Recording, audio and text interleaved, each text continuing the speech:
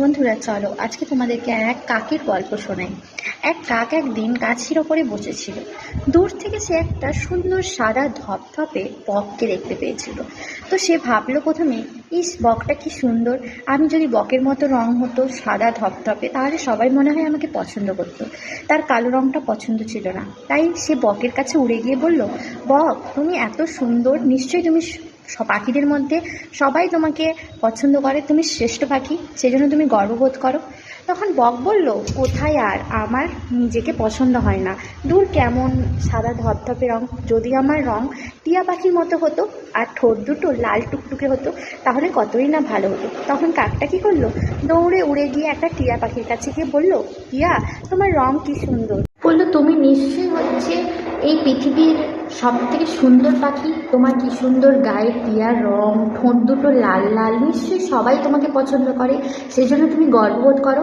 টিয়া বলল যে, দূর কোথায়, এই টিয়া কালারেরই এক কালারের রং আমার ভালো লাগে না, আমি যদি ময়ূরের মতো রঙিন হতাম তাহলে কতই না ভালো হতো, সবাই কত ভালোবাসতো আমাকে। তাই তারপরে কাক কী করলো, ময়ূরের কাছে উড়ে গেল।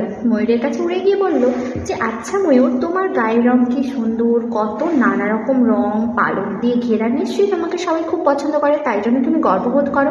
তখন ময়ূর বলল, দূর কোথায়, এই সৌন্দর্যই তো হয়েছে আমার কাল, কারণ সবাই হচ্ছে আমাকে পছন্দ তো করে, আর এসে ছিঁড়ে ছিঁড়ে ছিঁড়ে ছিঁড়ে আমার পালক নিয়ে চলে যায়, আমার পেখম নিয়ে চলে যায়, আর আমাকে খাঁচায় বন্দি করে রাখে। আমি যদি এই কাক হতে পারতাম তাহলে কতই না ভালো হতো, ওই আকাশে, খোলা আকাশের মাঝে উড়ে বেড়াতাম।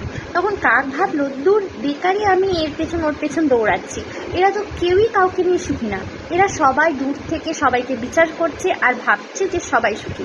সেরকমই আমাদের মানুষের জীবনেও সবাই আমরা দূর থেকে ভাবি যে ও কত ভালো আছে, ও কত সুখী আছে, কিন্তু নিজে যে সুখী আছি সেই কথা আমরা ভুলেই যাই।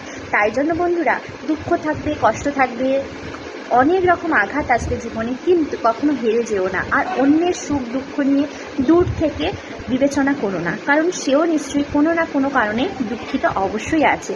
ঠিক যেমন এই গল্পের মতো কাক থেকে ময়ূরে কেমন গেল, আবার ঘুরে সেই কাকের কাছেই ফিরে আসবে। তাই জন্য তোমরা নিজের জীবনকে আরও আনন্দে ভরে তোলো আর সুখী থাকো।